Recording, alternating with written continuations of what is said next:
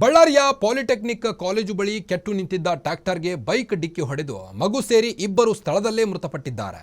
21 ವರ್ಷದ ಅಬ್ದುಲ್ ಅರ್ಮಾನ್ ಸೋದರನ ಪುತ್ರಿ 5 ವರ್ಷದ ಹಸೀನಾ ನಯಾಜ್ ಸಾವನ್ನಪ್ಪಿದ್ದಾರೆ.